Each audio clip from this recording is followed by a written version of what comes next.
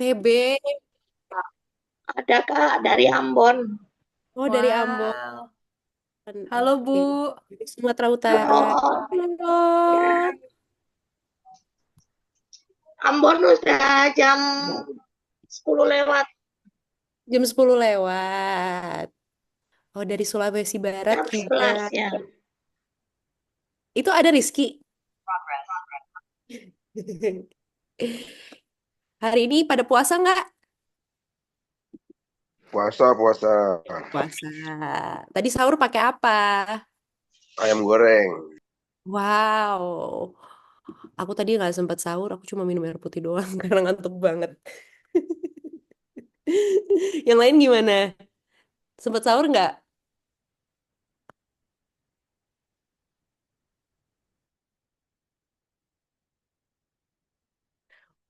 Mutia sahur ya. Oh, kelewat. Terus ada yang Nabila ini kelewatan jam sahur. Mutia sahur tadi pakai apa?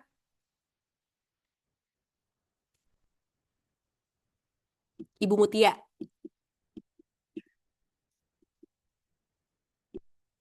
Oseng daging dan sayur. Oke, iya nggak apa-apa. Izin off kamera. Alright, kita sambil nunggu yang lain pada datang ya. Sekarang udah, wow banyak juga sih yang datang sekarang ini. Oke. Em, saya pengen tahu deh, tahu event ini dari mana sih semuanya? Dari grup WhatsApp. Grup WhatsApp. Grup WhatsApp? Oh, ikut grup WhatsApp, LinkedIn. Grup Wah, WhatsApp yang mana tuh Pak? Dari temen ada informasi. Terus kita ikut. Dapat email. dapat email. Setelah itu Beda-beda ya, iya. setelah Betul. ada di email atau surel. Terus daftar. Dari undangan lembaga. Oke.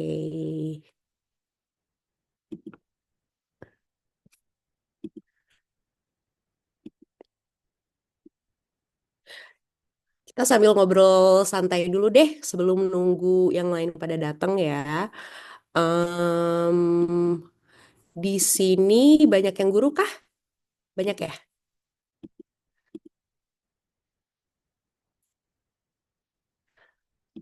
Aku pengen tahu deh. Oh, kepala sekolah, ada yang kepala sekolah. Yang lain gimana?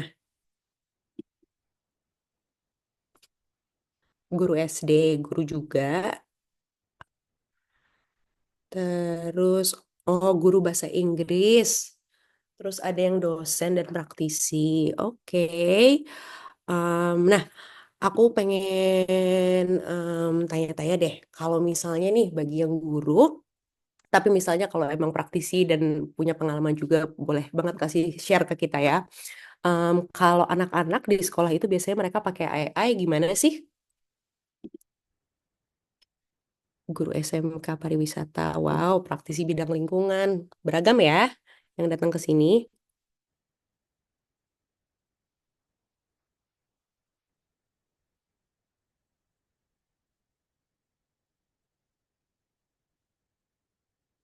Oke, ada mahasiswa juga. Iya, thank you so much Rizky. Gimana tuh kalau misalnya anak-anak tuh pakai AI di sekolah? Apa mereka pakai atau mungkin enggak? Atau mungkin mereka mungkin baru belajar?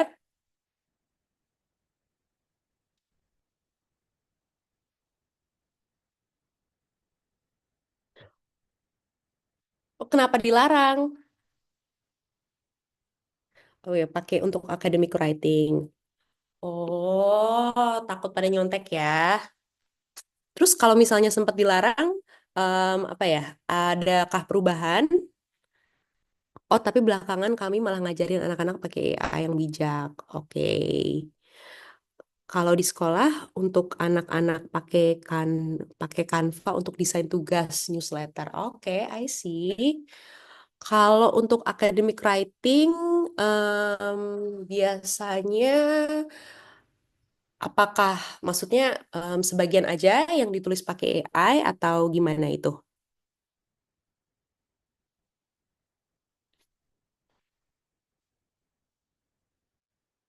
Unmute Iya, aja iya. ya, Kak. Boleh Iya, nggak? boleh, boleh, boleh. Boleh Kalau dong, untuk boleh dong. kalau untuk academic writing ini kan bukan untuk generate esainya, tapi aku bilang ke mahasiswaku kita coba pakai prompt yang sama antara A sama B sama C, gimana AI itu generate esainya. Jadi jadi prompt yang sama persis, terus perintahnya sama, isunya sama, terus terus AI itu nulis itunya gimana. Nah, dari hasil chat GPT gitu ya, yang kebanyakan yang mereka pakai itu kita analisis bedanya yang mana, kenapa begini. Jadi mungkin sebenarnya apa namanya kalau untuk tingkat mahasiswa sebenarnya kita nggak bisa ngelarang AI ya, kita harus Iya. coexist dengan AI. Jadi aku lebih ke menganalisis esainya, terus kenapa bisa begitu gitu, kenapa bisa beda-beda dengan prompt yang sama. Nah, terus Oke.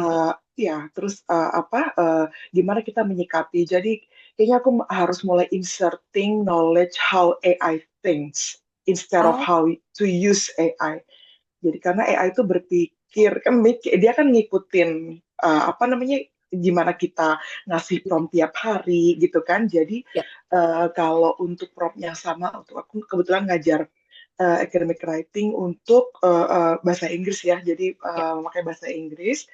Walaupun mahasiswaku itu udah sangat fluent in speaking by the way, tapi nggak in writing, Mm-mm. critical thinkingnya masih harus diasah kan gitu. Jadi Mm-mm. kita pakai AI untuk membantu untuk bisa sampai jadi kita tarik mundur untuk bisa sampai ke writing yang punya kriteria ABC, kamu harus gimana sih dengan AI dengan prompting itu. Jadi kita kayaknya mulai untuk ini how AI thinks instead of how to use AI gitu. Oke, oke, Itu sih oke. dari Kak. Thank you. Oke, oke. Ya mungkin juga perspektif apa hasilnya beda-beda meskipun promptnya sama ya karena apa ya Sangat berbeda. perspektif orangnya berbeda-beda dan emang Betul, sangat AI kan berbeda. baca historinya kita ya, jadi mereka tahu sebenarnya apa yang sebelumnya kita udah kerjain, kita baca, apa Betul, yang biasa sering ditanyain di AI. betul. Iya, Super dan interesting. pilihan katanya beda, ya apa isi Yes. statementnya beda ya. Jadi lucu sih, seru-seru. Seru, seru, seru, seru, seru. Oke, thank you so much for sharing. Sekarang aku mau baca nih yang lain. Selama ini yang SMP, SMA kalau ngajar online, kalau um, yang offline SD dan mereka nggak pegang. Oh, jadi kalau SD ada yang masih belum pegang ya. Kalau Ibu Sri Luluk bilang anak-anak di SD kami dari kelas 4 mulai diajarkan menggunakan AI untuk pembelajaran. Wah, jadi ada tadi sekolah yang melarang, tapi sekarang ada juga sekolah yang sudah menggunakan AI untuk pembelajaran. Oke. Ada yang memang suka pakai Canva ya untuk tugas dan proyek anak. Emang kalau menurut aku Canva tuh gampang banget digunain ya untuk semua umur dan kayak untuk melakukan desain-desain banyak banget features-featuresnya gitu. Lebih praktis dari Adobe. Saya di SD untuk AI sementara ini masih untuk kelas dulu dengan pendampingan guru. Oke. Atau untuk tidak menelan mentah-mentah info AI yang ada harus ada pembanding. Nah, oke. Diskusi kita mulai sekitar 6 dan 5 menit lagi. Tapi sebelum itu aku juga jadinya pengen tahu deh, kenapa guru-guru ini, eh, para guru ini pada mulai pengen mengenalin AI sih kepada anak-anak gitu. Kenapa nggak dilarang?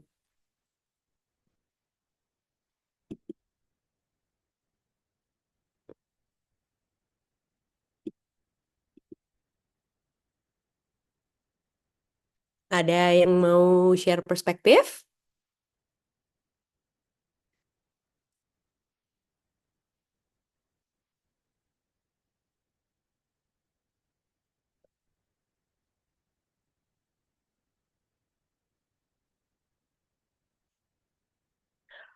Oke, yes, Ibu Lilik, tadi raise hand ya, silahkan kalau mau bicara. Iya, tadi pertanyaannya kenapa pengen mengenalkan AI kepada anak-anak ya, Kak? Mm-mm. Jadi saya tuh kemarin jadi koordinator project based learning untuk anak kelas 6. Nah, jadi anak-anak itu kami ajak untuk menemukan masalah yang ada di sekitar sekolah. Jadi sekupnya tuh kita batasin di sekitar sekolah, kayak gitu ya. Terus dari masalah itu, anak-anak kita ajak untuk membayangkan kira-kira Mm-mm. dari masalah itu dampaknya akan seperti apa. Terus kita ajak untuk melakukan sesuatu biar masalah ini tuh dampaknya nggak luas dan merugikan banyak hal termasuk diri kita sendiri. Oke, oke. Nah, di situ saya tuh kaget ketika jawaban anak-anak itu banyak dan template. Terus saya tanya, kalian dapat dari mana gitu? Ternyata mereka itu main AI, ChatGPT, dan tentu promnya itu ya dengan apa yang sederhana-sederhana aja gitu. Jadi jawaban pun ya akhirnya jawaban-jawaban yang template gitu. Nah di situ tuh saya kagetnya adalah mereka kenal dari mana soal AI kayak gitu karena kita di sekolah itu belum pernah mengajari soal itu gitu. Ternyata mereka itu sudah tahu duluan gitu. Nah makanya di situ saya ngerasa kayak wah kita udah kecolongan nih. Anak-anak ternyata udah tahu duluan soal AI gitu. Berarti what next nih? Apa yang harus kita lakukan? Karena bisa jadi ini yang ketahuan aja. Mungkin dia akan mencari informasi lain di luar eh, tentang sesuatu apapun yang ini yang mungkin hubungannya juga bukan dengan pembelajaran di AI juga gitu. Nah, makanya Mm-mm. aku mulai kepikiran, wah kayaknya ini harus mulai nih kita start gitu. Jadi AI itu apa harus kita kenali dulu biar anak-anak tuh ngerti menggunakannya juga bisa dengan bijak gitu. Oke. Kayak gitu. Oke, thank you so much udah sharing. Iya, ternyata emang kayak gitu ya. Jadi sebelum guru-gurunya udah pada tahu AI itu, maksudnya sebelum guru-gurunya mengenalin, ternyata anak-anaknya sudah banyak yang tahu AI itu apa, pakaiannya gimana, dan seperti kata Ibu Dwi, kodrat anak sesuai zamannya. Dan mungkin memang ini sekarang zamannya AI, jadi kita harus ngajarin gimana caranya menggunakan AI, tapi pembelajaran mereka tuh tetap berjalan gitu ya. Jadi mereka tetap bisa berpikir kritis. AI cuma ngebantuin aja gitu ya. Nah, kalau pada guru lain bilangnya mengenalkan prompt agar jawaban sesuai permintaan. Di SMA itu murid mulai tanya apa itu soal kontekstual, sebagaimana soal TKA dibuat untuk latihan. Kalau Pak Hari bilang pakai AI itu tergantung niat pemakaiannya buat apa. Betul banget. Mau googling iseng, googling kepo atau gimana aja. Iya, dari apa niatnya itu kan bisa dipakai dengan baik gitu ya atau tidak. Dan betul mengikuti perkembangan zaman atau perkembangan teknologi. Oke, thank you so much insights-nya Bapak Ibu semua. Nah, acara kita memang akan dimulai 1 menit lagi. Kita tunggu ya sedikit lagi em, orang-orang supaya pada datang. Dan sebentar lagi kita bisa mulai juga pada 8.45.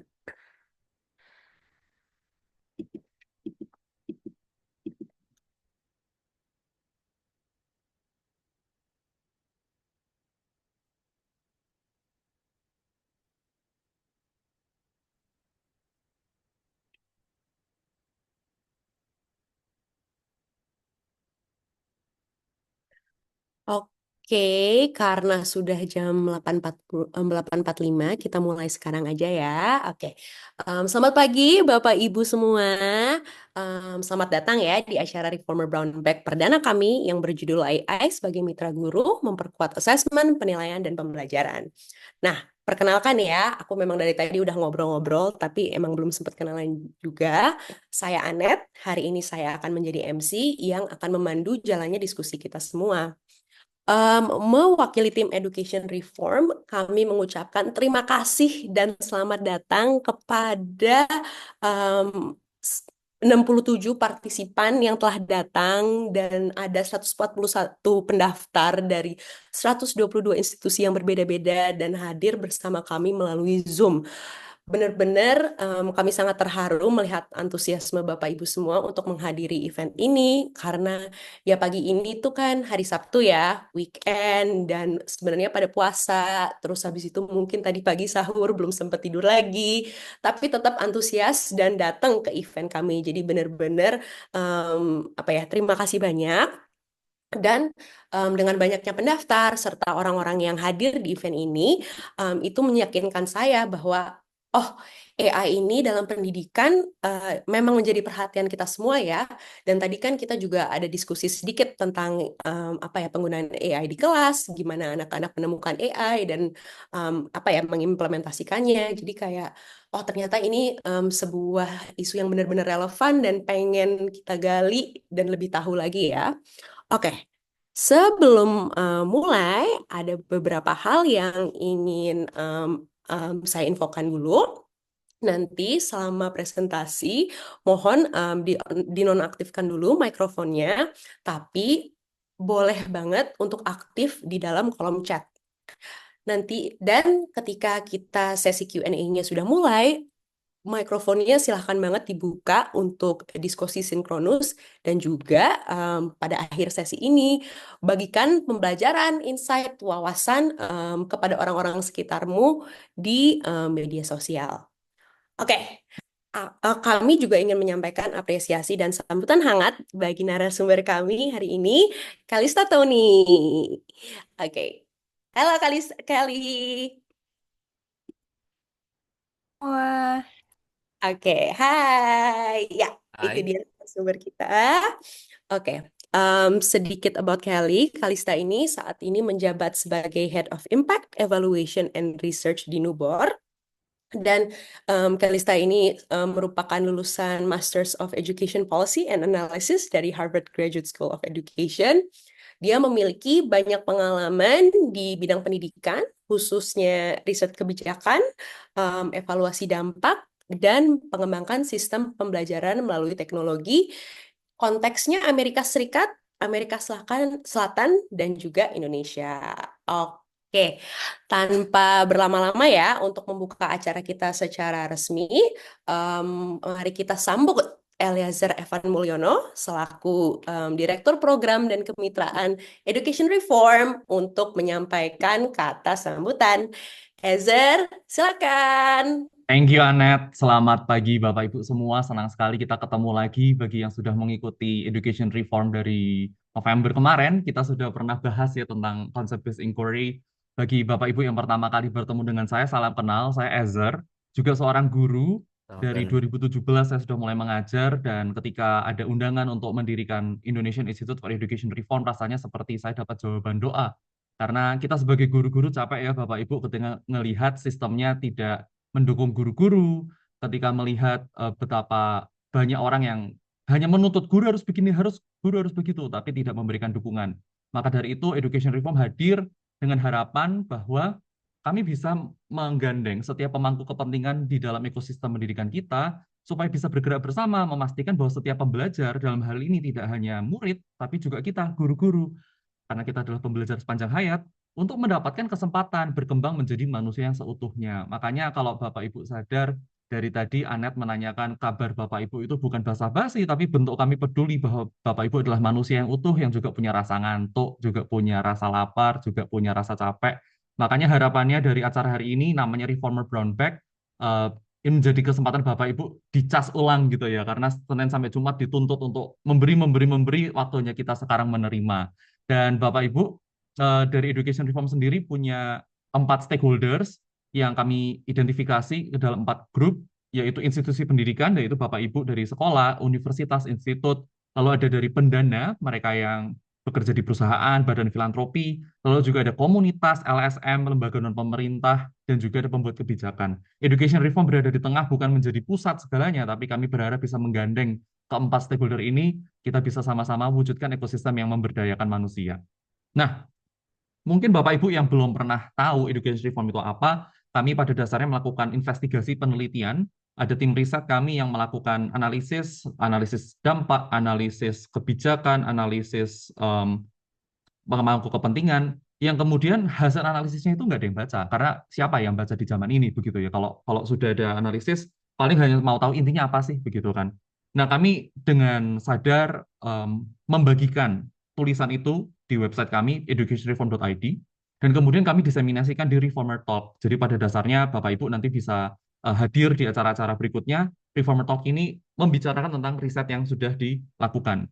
Dan kemudian dari Reformer Workshop secara interaktif, orang-orang membagikan apa yang sudah mereka dengar menurut pandangan mereka, dan kami bantu dengan panduan identifikasi masalah yang runut sehingga kita jadi tidak bleber kemana-mana omongannya, tapi semua mengarah pada solusi yang ditawarkan di investigasi awal.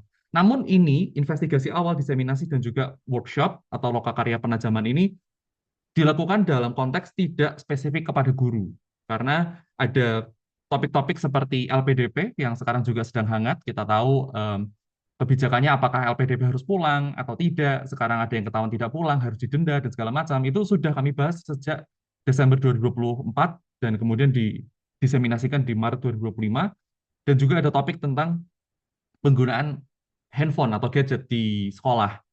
Nah, sementara kami sadar ada juga topik-topik spesifik kepada guru yang perlu kita bahas, seperti sekarang AI untuk penilaian. Ini kan topik yang mungkin rekan-rekan non-guru tidak akan relate begitu dalam. Makanya kami memberikan Reformer Talk, Reformer Workshop versi guru, dan juga nanti ada versi-versi yang lain yang kami mau kenalkan dengan nama Reformer Brown Bag.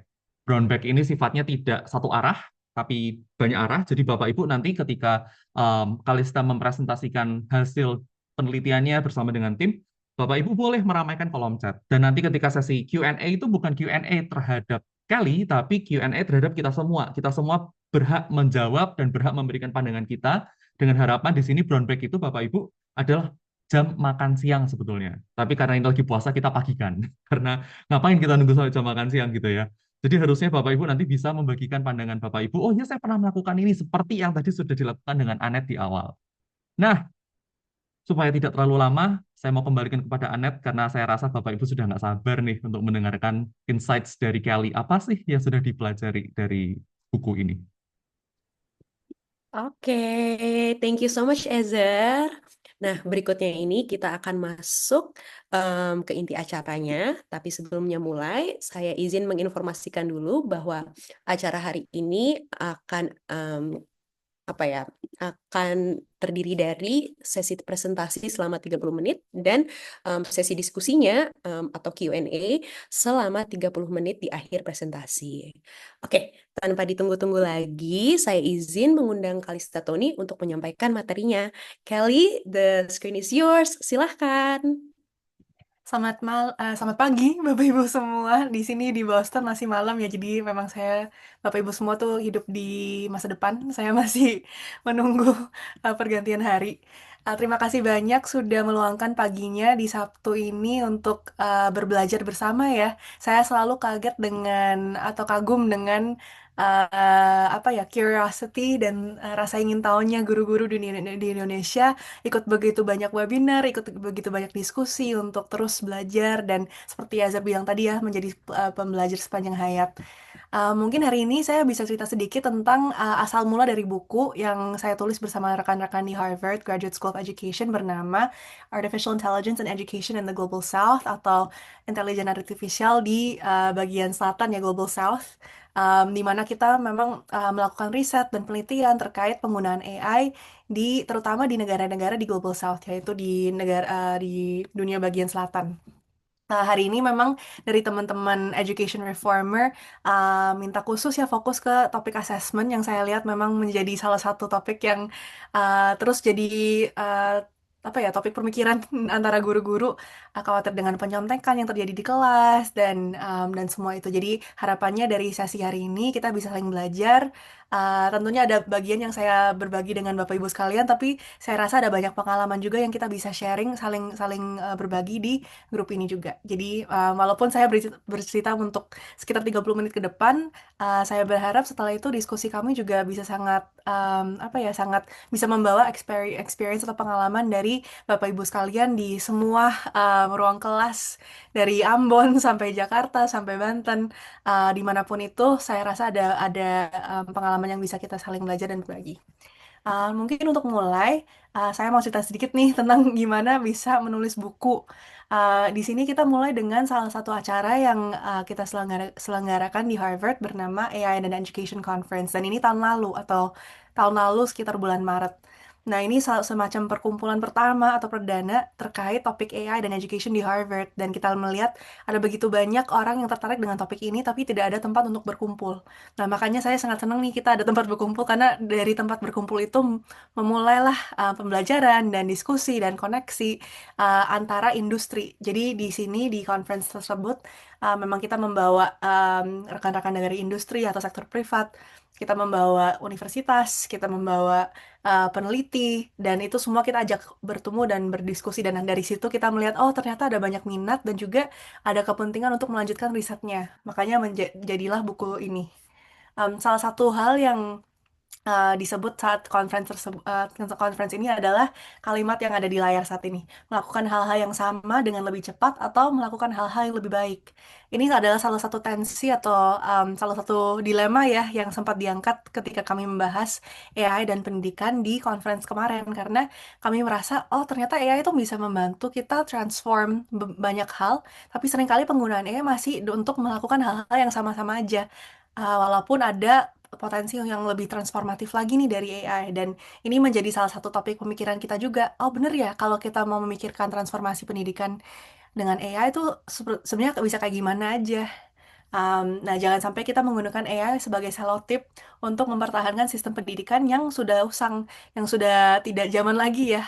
Kayaknya tadi pas kita mulai diskusi ada yang menyebut kita harus mengikuti pergantian zaman, dan memang sistem pendidikan kita juga harus apa ya, bahkan harus mentransform atau memimpin perubahan tersebut. Ini ada salah satu kalimat yang disebut oleh Chris Didi, salah satu profesor Harvard di conference-nya, dan menjadi apa ya, topik refleksi yang cukup dalam. Nah, dari situ kita memutuskan untuk menulis nih dan meneliti lebih lebih lanjut lagi setelah conference selesai, untuk melihat sebenarnya di dunia pendidikan tuh sekarang penggunaan AI itu seperti apa. Terutama di Global South, karena kita melihat banyak penelitian dilakukan di dunia bagian North ya, atau saya lupa bagian North gimana, Global North. Utara. Um, Utara, yes, utara. Di negara-negara yang lebih maju atau lebih berkembang. Sedangkan apa ya, tantangan pendidikan tuh begitu besar ya di negara-negara seperti Indonesia, seperti Meksiko, seperti India. Jadi makanya ada motivasi untuk menulis buku ini. Jadi bukan hanya saya doang yang menulis, walaupun hari ini saya yang mewakili karena pakai bahasa Indonesia, tapi saya bertulis dalam tim ya bersama Profesor Fernando Reimers, salah satu profesor yang cukup terkenal dalam bidang pendidikan global, dan beberapa kawan-kawan saya yang juga mengambil S2 di Harvard. Dan kita semua uniknya tuh memang dari negara-negara di Global South atau dunia bagian selatan, dari Pakistan, dari El Salvador, dan juga Indonesia. Nah, di buku kami ini kita memfokus pada 3 hal ya. Yang pertama adalah literasi AI yang saya lihat juga diangkat di diskusi tadi pagi. Kedua terkait efektivitas sistem pendidikan. Dan ketiga terkait relevansi sistem pendidikan. Karena kami melihat bahwa kadang-kadang proses pembelajaran atau proses pengajaran itu mungkin belum seefektif atau belum mencapai potensi efektifnya. Dan kedua, kami melihat relevansi hal-hal yang kita belajar di dalam kelas itu sudah berubah ya dengan kebutuhan industri atau kebutuhan lapangan kerja dan kebutuhan zaman. Jadi kita melihat atau menganalisa AI dan semua bukti internasional, studi kasus terhadap 3 topik ini. Untuk literasi AI, pertanyaan kita adalah, bisakah sistem pendidikan mengembangkan literasi AI yang luas bagi semua pelajar? Saya lihat Indonesia cukup apa ya, sudah cukup mengambil beberapa langkah, termasuk membuat semacam kurikulum opsional untuk AI, penerapan AI di sekolah-sekolah. Namun literasi AI tentu menjadi hal yang sangat penting kalau kita tetap terpapar dengan teknologi tersebut. Kedua, pertanyaan riset kami adalah, bisakah AI meningkatkan efektivitas sistem pendidikan, terutama untuk pembelajaran dasar atau foundational learning? Ini foundational learning, kita menyebut ini terkait dengan hal-hal seperti membaca, menulis, menghitung, jadi calistung ya. Dan ketiga, pertanyaan kita adalah, bisakah AI membuat kurikulum lebih relevan dengan kebutuhan masyarakat dan tenaga kerja pada abad ke-21? Nah, ini juga menjadi topik kita, karena kalau kita menyebut AI akan mentransformasi pendidikan, ya kita harus bisa melihat nih dari beberapa angle, dari literasi, dari efektivitas, dan juga dari relevansi. Jadi buku ini, uh, maaf ini dalam bahasa Inggris, karena memang saat ini belum ada terjemahan ke bahasa Indonesia, tapi harapannya dalam waktu dekat akan ada ya terjemahan tersebut. Tapi di sini kami membedah nih sistem pendidikan menjadi beberapa bagian. Dari sisi pembelajaran di kelas, dari sisi kurikulum, asesmen, pengembangan kompetensi guru, dari kepemimpinan sekolah, dan juga apa ya, governance daripada suatu sistem pendidikan. Kita bedah nih satu-satu dan kita melihat bagaimana AI bisa mengubah setiap bagian dari sistem pendidikan. Memang hari ini kita fokusnya pada assessment karena memang itu saya rasa jadi salah satu prioritas guru. Tapi Bapak Ibu sekalian silakan membaca dan menerjemahkan bukunya yang bisa diakses secara gratis online untuk melihat topik-topik yang lainnya. Ini mungkin salah satu mindset yang saya harap kita bisa diterjemahkan juga pakai AI juga bisa ya, seperti yang disebut Pak Ezer. Untuk semacam mindset atau gimana ya cara pandang terhadap AI yang saya rasa sangat cukup penting dan belum saya lihat begitu sering adalah yang saya tulis di layar ini ya.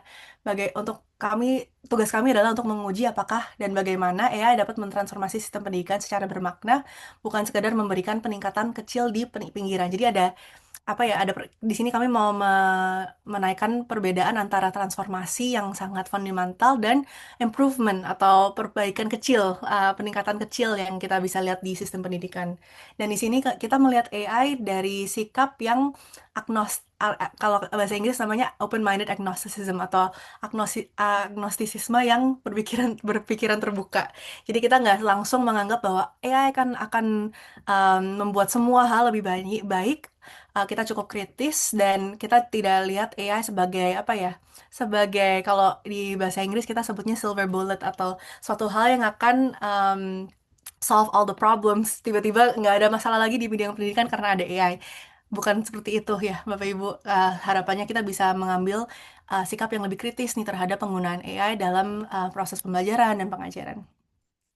Ini yang saya sebut tadi ya, perbedaan antara peningkatan, yaitu tetap bermanfaat tapi mempertahankan sistem seperti sekarang, atau transformasi, yaitu melihat bagaimana teknologi ini itu bisa menyelesaikan masalah secara luas dan secara dalam.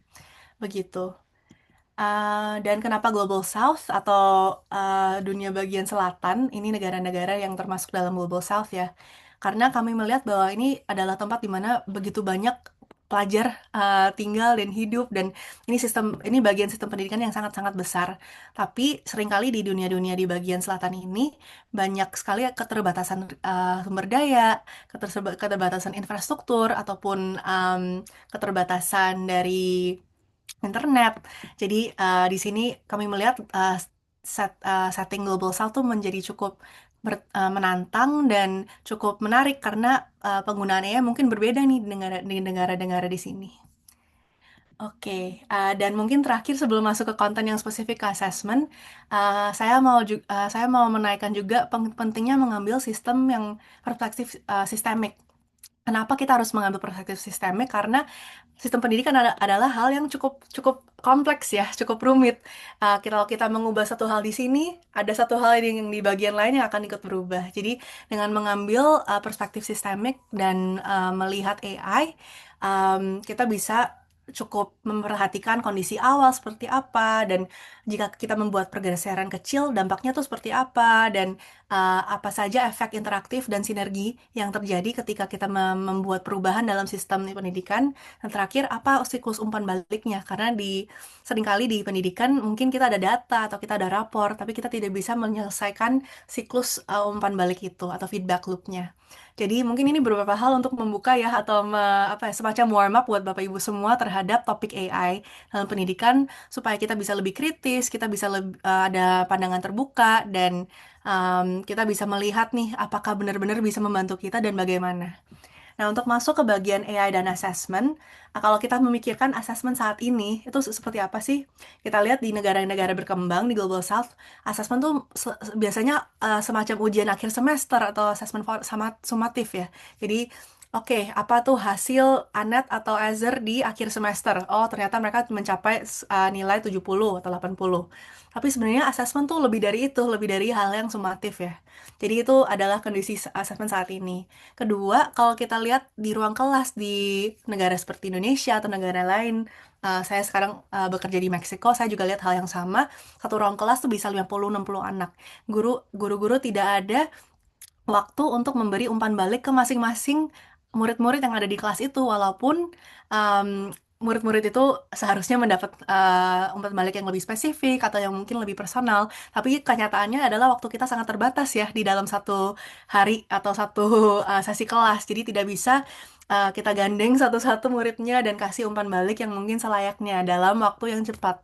Sedangkan kita tahu nih dalam praktek pembelajaran, feedback atau umpan balik sangat-sangat penting.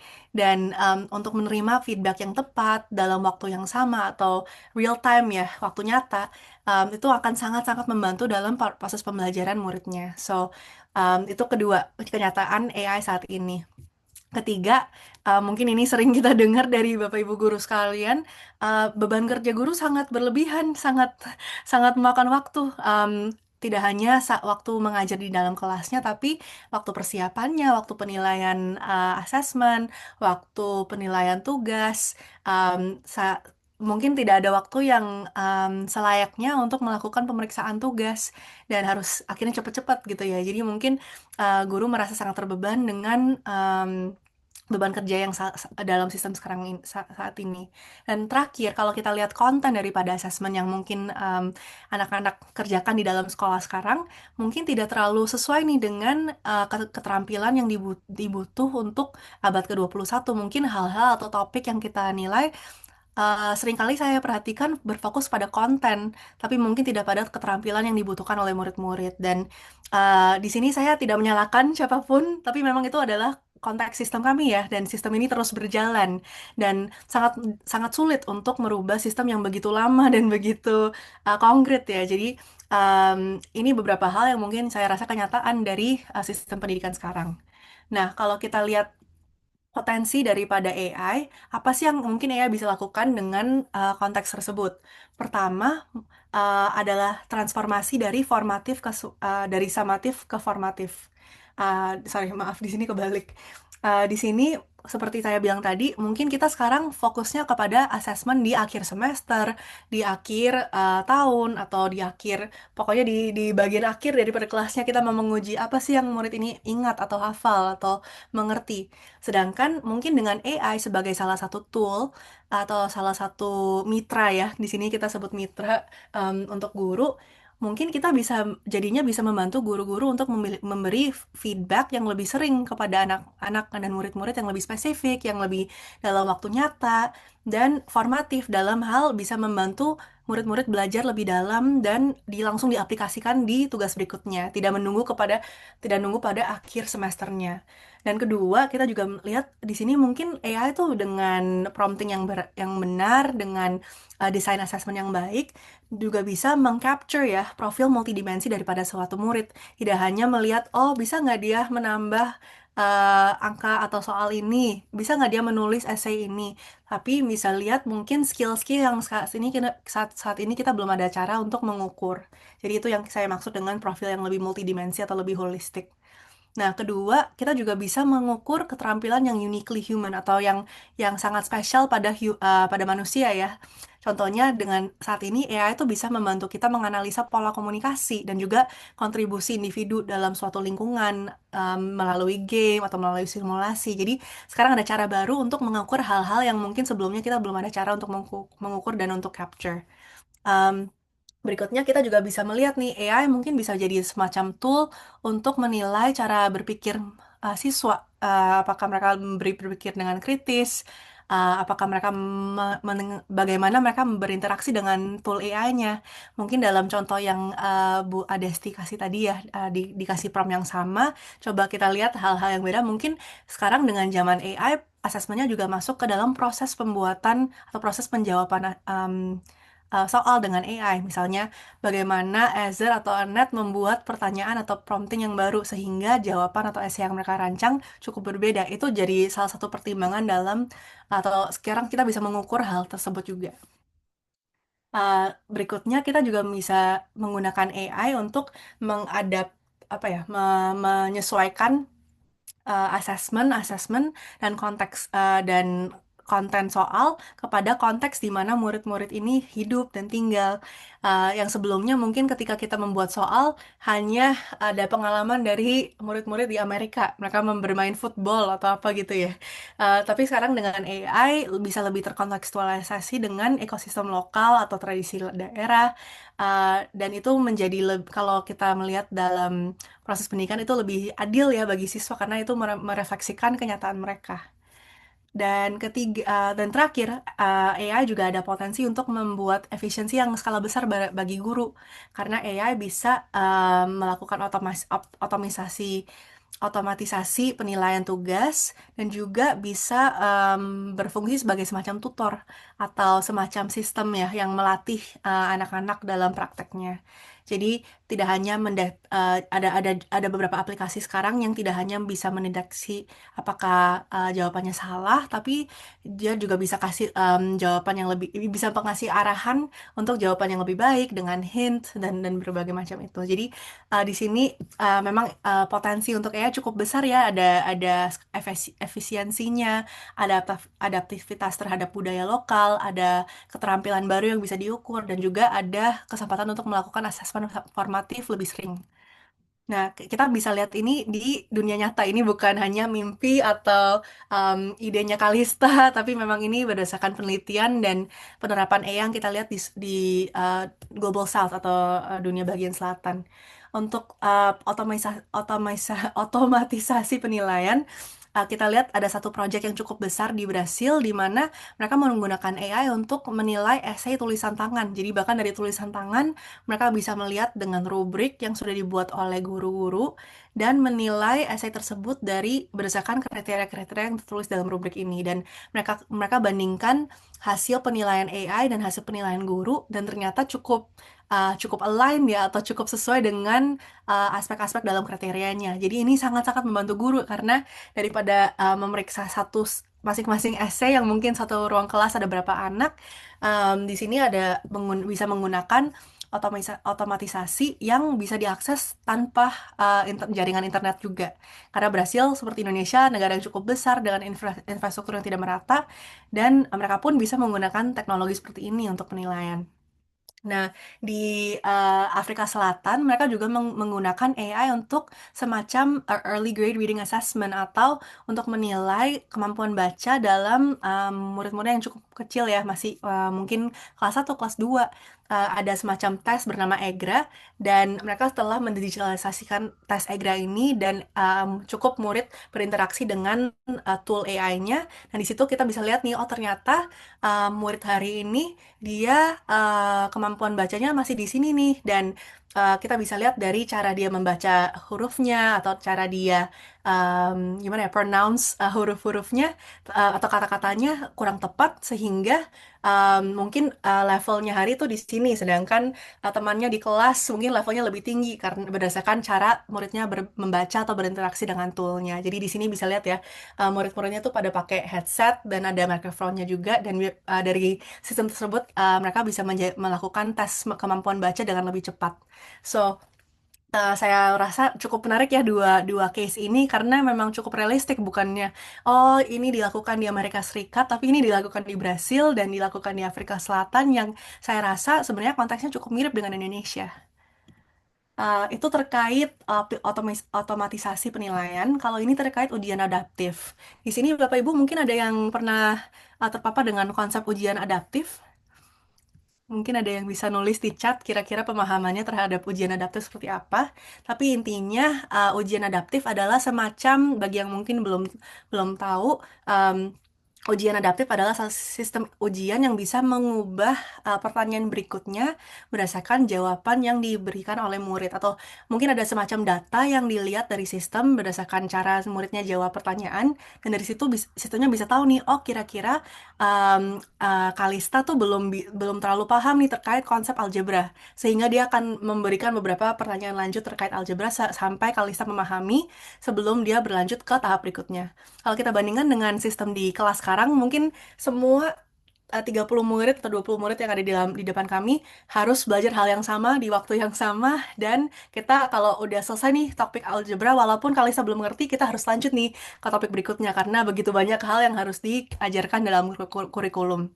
Dan sekarang ada beberapa platform yang cukup canggih dan bisa melakukan assessment yang ongoing. Dia bisa melihat, oh ternyata Kalista perlu lebih banyak pertanyaan tentang algebra, sehingga Kalista akan menerima lebih banyak pertanyaan tersebut. Tapi mungkin Aditya udah cukup mahir nih dalam topik algebra, dia bisa lanjut ke topik berikutnya. Dan dia bisa melakukan adaptasi ini dalam level personal atau dalam level individu. Nah, di India ada satu aplikasi bernama MindSpark yang menggunakan approach atau pendekatan tersebut untuk mengajarkan topik matematika dan juga bahasa Inggris. Dan proses adaptif ini membuat anak itu lebih mahir dan mencapai mastery ya, atau benar-benar paham sebelum dia lanjut ke topik berikutnya. Dan saya rasa itu cukup menarik karena memang pacing of a learning tuh cukup berbeda dari satu murid ke murid yang lain. Dan kedua, ini example dari Uruguay, satu negara yang cukup kecil di Amerika Selatan. Dan di sini mereka secara nasional menggunakan platform penilaian yang juga menerapkan pendekatan ujian adaptif ini. Jadi merubah level kesulitan daripada pertanyaan sesuai dengan jawaban muridnya sebelumnya. Jadi cukup canggih ya sekarang proses assessment, tidak hanya menulis atau menggunakan multiple choice, pilihan ganda, tapi ada berbagai macam assessment yang bisa kita paparkan ke murid-murid dengan AI. Nah, tentunya ada tantangan dan risiko etika ya saat kita membawa semacam platform atau teknologi ke dalam ruang kelas, terutama AI yang mungkin ada intelijennya sendiri. Pertama adalah bias algoritma, di mana mungkin ada diskriminasi yang tidak kita sadari, tapi ternyata secara sistem tuh ada nih yang kita bisa ditemukan dalam aplikasi. Yang kedua tuh adalah soal privasi data, bagaimana data siswa disimpan dan diolah oleh platform-platform yang digunakan seperti ChatGPT, Gemini, terutama kalau kita menggunakan versi yang free. Itu mungkin salah satu kekhawatiran sebagai pengamat AI ya. Dan ketiga, kita juga melihat tantangan kesenjangan digital, di mana mungkin beberapa sekolah memang ada infrastrukturnya, ada internetnya, ada komputernya, ataupun perangkatnya, tapi mungkin di beberapa sekolah yang tidak ada. Dan kalau kita terus mendorong AI, mungkin akan terjadi nih semacam memperlebar gap antara sekolah-sekolah dalam penggunaan teknologi dan juga penggunaan AI. Dan terakhir, kita tidak mau hilangnya empati, karena perannya Bapak Ibu guru sekalian tuh sangat penting dalam proses pembelajaran murid untuk memberikan motivasi, untuk membentuk semacam relasi. Kita tidak hanya membelajar hal-hal di komputer terus itu saja kan di dalam ruang kelas. Jadi tetap perlu guru untuk memberi sentuhan manusiawi yang sangat dibutuhkan untuk pembelajaran anak. Nah, mungkin di topik terakhir nih soal assessment, yang saya sering mendengar adalah bagaimana nih Kalista kalau murid-murid tuh menyontek dengan AI, seperti dibisikin ya oleh AI jawabannya. Kalau saya lihat, memang ini adalah tantangan atau kenyataan dalam era digital sekarang. Uh, Kami suka, kami tidak, memang AI, semua tool AI ini tuh sudah ada ya. Itu cara pandang saya. Tapi mungkin tantangan yang saya lihat di sini adalah bagaimana kita bisa memikirkan ulang apa sih tujuan dari assessment. Kalau memang ada teknologi dan ada beberapa tool yang bisa membantu murid-murid sekarang. Dan kita ini mungkin adalah momen yang tepat juga untuk meninjau kembali sebenarnya apa sih yang kita uji dan nilai. Karena kalau saya lihat dengan AI, mungkin konten atau topik apa ya, pemahaman murid-murid terhadap beberapa topik tidak lagi susah karena tinggal kita Google udah dapat jawabannya, kita udah nggak harus menghafal fakta. Tapi mungkin yang jadi lebih penting lagi adalah memahami proses pemikiran murid-murid dan membentuk proses pemikiran yang sistematis. dan tidak lagi berfokus kepada konten. Jadi itu salah satu shift dalam pemikiran terhadap asesmen secara keseluruhan ya Bapak Ibu sekalian. Tidak hanya asesmen untuk menghafal beberapa fakta, tapi melihat cara pikir, membentuk cara pola pikir yang baik, dan membangun literasi AI supaya bisa menggunakan tool-tool seperti AI dengan bijak. Nah, di sini ada 3 poin ya yang saya mau angkat terhadap penyontek dengan AI. Pertama, mungkin sekarang ada beberapa tool-tool untuk mendeteksi apakah murid ini menggunakan AI. Tapi kalau saya lihat, kita akan membuang waktu kalau kita mau cari terus muridnya menggunakan AI atau tidak. Itu adalah apa ya, bukan cara yang bijak untuk menghabiskan waktu kami. Kalau saya lihat, kita mengambil penggunaan AI sebagai kenyataan, tapi kita mikir ulang nih, bagaimana mendesain semacam suatu assessment yang mungkin di mana murid-murid harus menggunakan AI, tapi dari penggunaan AI itu kita bisa melihat perbedaan-perbedaan performa murid. Mungkin dengan meminta murid untuk membuat framework sendiri atau membuat prompt sendiri, di situ kita juga ada kesempatan untuk menguji hal-hal yang baru. Jadi memikirkan augmented AI atau mengintegrasikan AI dan bukannya kebal dengan AI, karena kalau saya lihat memang tool itu ada dan akan digunakan mau di sekolah maupun di kerjaan nanti setelah mereka lulus.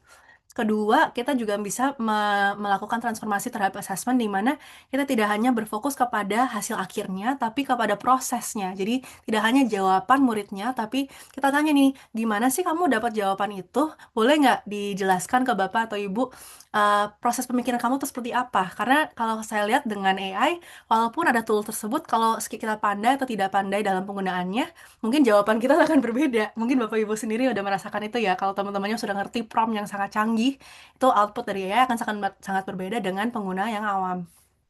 Nah, ketiga, mungkin kalau Bapak Ibu sekalian pernah lihat Blooms ya, atau triangle-nya Blooms, piramida Blooms, hal-hal yang dibawakan lebih sifat menghafal, mengingat, mengaplikasikan ilmu. Mungkin hal-hal tersebut dengan adanya AI tidak jadi hal yang paling penting. Justru kita ada waktu dan ada tool yang bisa menaikkan kita ke level-level atasnya Blooms, yaitu bagaimana kita menganalisa, mengevaluasi, membuat hal-hal yang baru, membuat ilmu baru. Itu kita bisa shifting murid-murid kita ke keterampilan tingkat tinggi. Kalau kita bisa menguji kemampuan mereka dalam menganalisa, menciptakan hal yang baru, itu hal-hal yang sulit dilakukan oleh AI, tapi bisa dilakukan oleh manusia.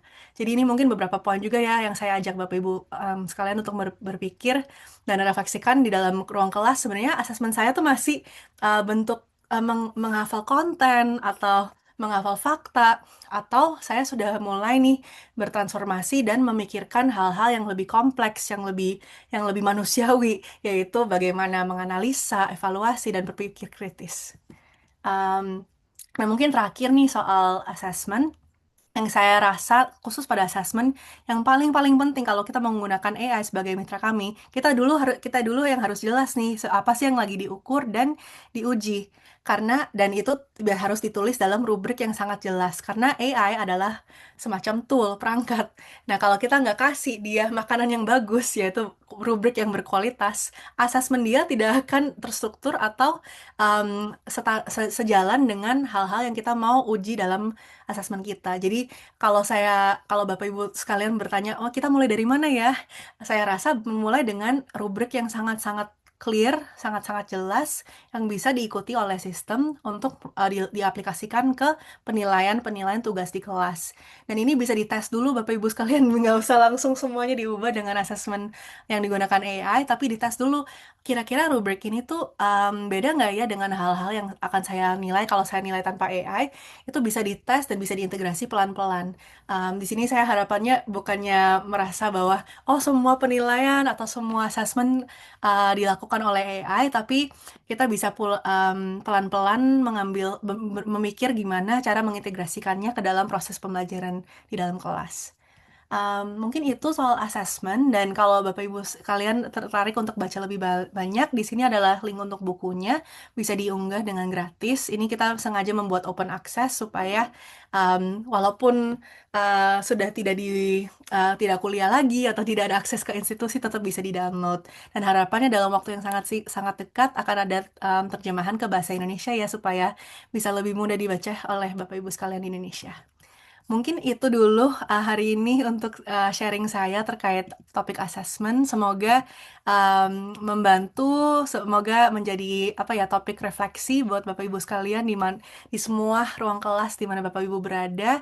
Dan saya berharap apa ya kunci dari hari ini bukan hanya oh, assessment itu AI itu akan solve semua problem kita, tapi memikirkan secara kritis, secara open-minded, dan secara terstruktur juga ya, bagaimana nih saya bisa mulai mengintegrasikan ke dalam proses kelas, dan bagaimana saya bisa menggunakan tool tersebut dengan bijak.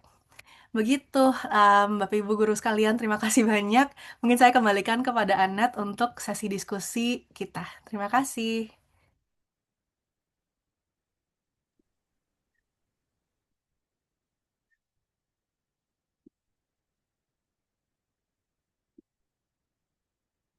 Oke, thank you semua. Thank you so much untuk Kelly atas apa wawasannya, insights-nya, dan presentasinya sangat-sangat insightful dan benar-benar membuka perspektif kita tentang bagaimana AI dapat digunakan secara bertanggung jawab untuk assessment. Bisa dilihat banyak banget komentar dan apa ya pertanyaan-pertanyaan di kolom chat. Jadi semuanya sangat antusias dan sangat-sangat tertarik sama topik ini. So thank you so much Kelly. Nah, karena kayaknya semuanya sudah pada nggak sabar ya, kita bisa langsung masuk ke sesi tanya jawab. Jadi kalau misalnya mau bertanya langsung, Bapak Ibu bisa menggunakan fitur raise hand dan nanti kami akan persilahkan untuk berbicara secara bergiliran. Kalau memang terkendala, bisa juga kirimkan pertanyaan Bapak Ibu melalui kolom chat. Tapi karena ada beberapa pertanyaan yang sudah di kirimkan di kolom chat di awal-awal, jadi kita mungkin bisa mulai dari situ. Oke, sebentar ya, aku cari dulu pertanyaan-pertanyaannya. Oke, Pak, untuk di awal banget tadi ada pertanyaan dari Ibu Fenty Pramita, bagaimana penggunaan digital untuk konteks pembelajaran anak usia dini. Seperti apa dan batasnya sampai mana? Tadi aku sempat jawab juga sih, soalnya aku tuh sebenarnya guru TK. Tapi kalau misalnya sebelum Kelly menjawab, aku juga apa ya pengen tahu deh, apakah di sini ada yang mempunyai pertanyaan yang sama atau insights yang similar? Silahkan di-share di kolom chat. Nanti kita akan baca bareng-bareng dan akan dijawab juga. Hmm.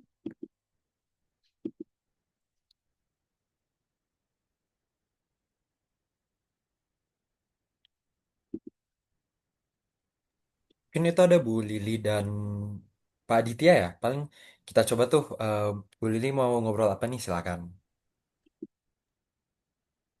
Ya, terima kasih. Saya mau nanya tadi ke Kak Kelly tentang ujian adaptif. Tadi menarik banget sih tentang ujian adaptif itu. Jujur memang selama ini concern saya untuk asesmen itu kayak gitu. Cuman yang menjadi pertanyaan saya tadi yang terakhir itu kan sempat dibahas sekilas aja ya yang tentang etik sama apa gitu ya. Yang itu ada beberapa poin itu. Salah satunya itu adalah privasi. Dan tadi Kak Kelly sempat menyebut privasi itu bisa diolah sama mereka gitu ya. Apalagi kalau yang free gitu lah. Pertanyaan saya jadi begini, kan kalau misalnya kita itu bikin, oh suaranya kecil banget ya? Oh aman ya? Aman, Bu. Kedengaran Bu, jelas Aman. jelas. Mm-mm. Oh kedengeran. Pertanyaan saya, kalau bikin ujian adaptif yang jadi bayangan saya ya, berarti saya kan bisa ini ya, apa namanya, kayak attach gitu ya, data hasil olahan saya dari diagnostik awal, terus perjalanan formatifnya seperti apa, untuk nanti akhirnya bisa memunculkan rekomendasi asesmen yang sesuai dengan kondisi perkembangan anak kayak gitu. Tapi privasi itu nanti jadi bagaimana gitu. Dan selama ini kita guru kan, you know lah ya kondisi guru itu seperti apa. Kita itu seneng yang free-free kayak gitu. Nah, tadi sempat disinggung dikit, apalagi kalau misalnya yang free nih. Jadi datanya itu jadi kayak gimana gitu. Nah, karena ini yang kita bawa ini kan juga datanya anak-anak kayak gitu. Nah, mohon penjelasannya. Terima kasih, Kak. Iya, terima kasih banyak Bu Lili. Kayaknya udah mikir banyak ya tentang penggunaan AI untuk melihat progres murid. Kalau saya rasa memang ya kenyataannya harus pakai yang free ya. Kadang-kadang memang belum ada sumber daya di sekolahnya atau bagaimana itu. Kalau saya lihat yang paling-paling basic untuk privasi adalah untuk melakukan anonimisasi atau mungkin coding ya, biar kita tidak memberikan sistemnya nama, alamat, atau apapun bentuk informasi yang kalau kita bahasa Inggris namanya personally identifying information atau mungkin ya bersifat nama, umur, murid, tanggal lahir gitu-gitu kita bisa menjaga dengan melakukan semacam coding supaya kita nggak mungkin kita tahu nih nomor satu adalah si murid A tapi di sistemnya kita ya menghapus nama dan hanya melakukan proses seperti biasa cuman tanpa nama muridnya begitu sih Bu kalau saya lihat level satunya ya kalau level 2 3 itu udah masuk ke cara AI sistemnya itu bekerja karena ada beberapa sistem yang closed system, ada juga yang open. Contoh closed system adalah semacam notebook LM. Di sini ada Bapak Ibu yang mungkin menggunakan notebook LM dari Google. Kalau itu saya rasa cukup closed system karena itu sesuai dengan hal-hal yang kita unggah kepada platformnya. Dia nggak akan cari keluar. Sedangkan platform seperti ChatGPT kan akan cari keluar ya, keluar dunia data yang kita berikan. Dia mungkin akan menelusuri internet, mencari hal-hal yang tidak ada dalam konten yang kita unggah untuk menjawab pertanyaan kita. Jadi ada dua, itu ada satu pertimbangan juga antara closed system dan open system. Ada beberapa sekolah yang memang mereka maunya konten yang dihasilkan AI itu hanya dari misalnya textbook atau materi yang mereka membuat untuk kelasnya. Nah, kalau gitu mungkin notebook LM lebih cocok karena itu hanya terbatas kepada konten yang diunggah, misalnya satu PDF. Kita bisa minta Google untuk membuat notebook LM ini untuk membuat semacam asesmen formatif berdasarkan materi yang kita unggah. Itu akan hanya terbatas kepada materi-materi semua PDF-nya. Jadi itu salah satu pertimbangan juga Bu untuk menjaga supaya anak-anak nggak kemana-mana atau mungkin hasil asesmen kita juga nggak kemana-mana, tapi ada scope yang cukup clear gitu ya boundary-nya di mana. Mungkin itu untuk semoga menjawab ya Bu Lili terkait privasi juga. Mm-mm.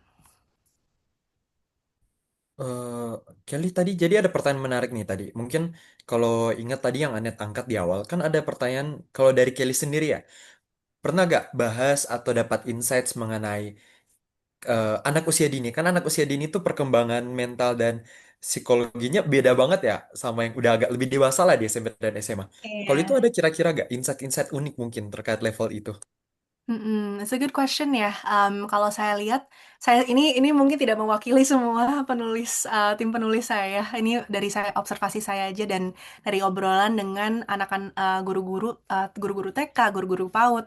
Kalau saya lihat memang ada suatu umur yang lebih pantas ya dalam arti developmental age-nya udah lebih cocok nih untuk menggunakan AI secara independen. Dan saya lihat itu memang lebih cocok di tingkat SD atas dan juga SMP, SMA itu tentunya harus menggunakan. Tapi untuk usia dini, kalau saya lihat sekarang lebih membantu gurunya. Jadi saya setuju dengan jawaban Anda tadi ya. Mungkin di penggunaan untuk PAUD atau konteks TK itu lebih untuk membantu gurunya dalam proses pembelajaran kelas atau dalam mempersiapkan materi, mungkin cari angle yang beda atau mungkin menganalisa hasil-hasil murid.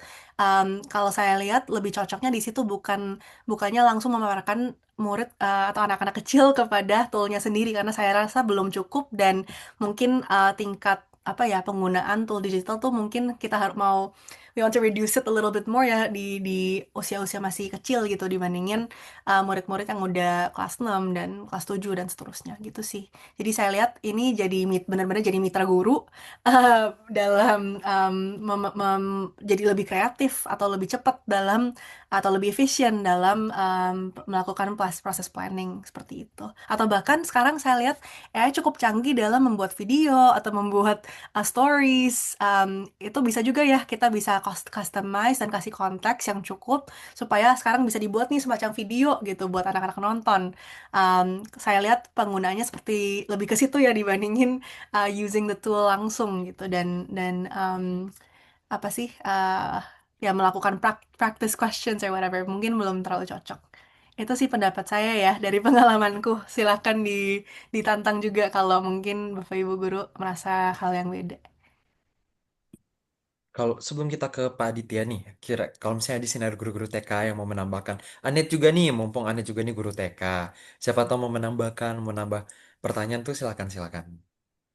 Em, aku setuju banget sama apa yang Kelly bilang karena benar-benar aku juga pakai AI ketika ngajar sebagai guru TK dan AI itu sangat ngebantu aku dalam kayak misalnya kalau di kelas aku itu tuh setiap hari kita tuh bikin laporan hari ini tuh ngapain aja gitu kan. Dan kalau laporan itu ditulis satu-satu itu bakal makan waktu banget. Sedangkan akan ada apa ya di hari apa ya di dalam hari itu kan besoknya aku tuh harus mempersiapkan aktivitas, dan aktivitas di TK kan sangat hands on ya, banyak crafting, kadang-kadang kita cooking, main sensori gitu-gitu kan. Jadi sangat hands on. Jadi kalau aku terlalu lama bikin dokumentasi hari itu ngapain, akan sangat takes time. Jadi aku menggunakan ChatGPT atau Gemini untuk bantu bikin report what I did today, tapi voice-nya tetap dari aku gitu loh. Arah promptnya, tulisannya mau seperti apa, itu arahannya tetap dari aku. Lesson plans, kadang-kadang kalau memang udah mentok, aku tuh juga minta bantuin AI, especially kalau misalnya apa ya, untuk generate image gitu ya, kayak aku mau bikin kelas aku dekorasinya seperti ini, tolong generate image gitu-gitu. Tapi satu hal yang penting sih aku tahu banget kalau misalnya untuk anak usia dini ini gimana ya, mereka kan sudah terpapar dengan gadget gitu ya. Yang paling penting adalah kalaupun mereka apa ya bisa nonton YouTube atau pakai aplikasi gambar di iPad gitu, selalu didampingin oleh orang tua dan apa ya, orang tua dan gurunya gitu, dan dikasih pertanyaan-pertanyaan yang apa ya apa ya, allow them untuk refleksi gitu, kayak apa yang mereka lakuin gitu. Misalnya mereka nonton video di YouTube, kita tuh bisa sambil nanya-nanya kayak, ini kalian nonton apa sih, terus habis itu yang menarik tuh bagian apa, kenapa gitu. Jadi tetap biar apa ya, pemikiran dan pembelajarannya tetap berlangsung. Jadi bukan cuma menggunakan digital tool secara pasif. Kalau itu sih perspektif dari aku ya. Kalau misalnya yang lain punya perspektif juga em, apa share aja.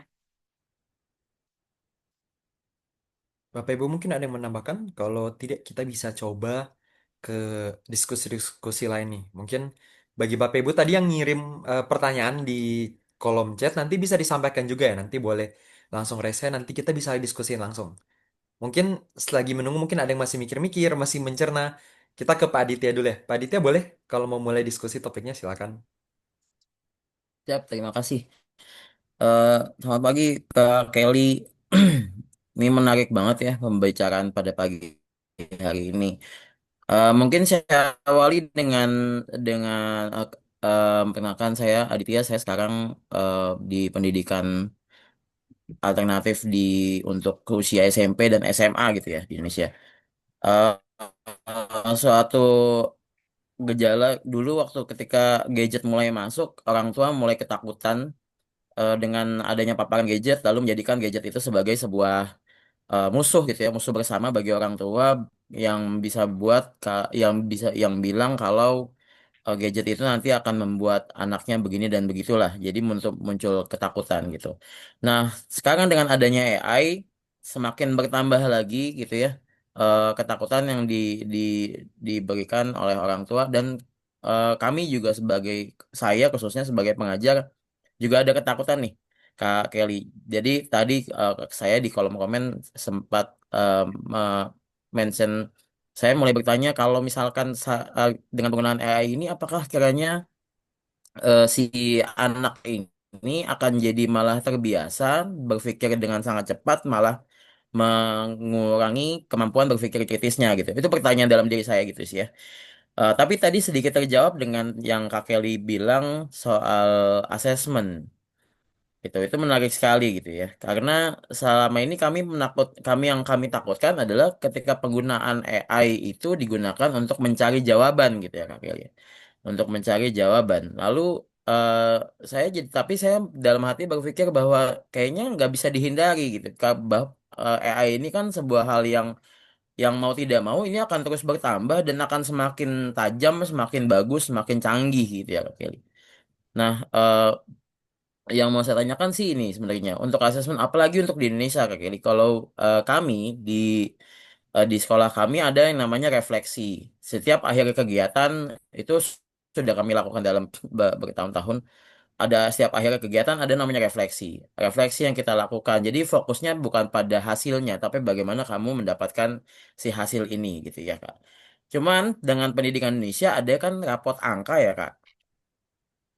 Nah, ini yang kami inginkan gitu. Karena kalau di sekolah kami ada rapot narasinya, ada rapot angkanya Kak. Jadi ada rapot sendiri yang isinya narasi bagaimana perkembangan siswa, bagaimana critical thinkingnya, bagaimana dia berpikir gitu. Nah, ada rapot angkanya ini, rapot angka.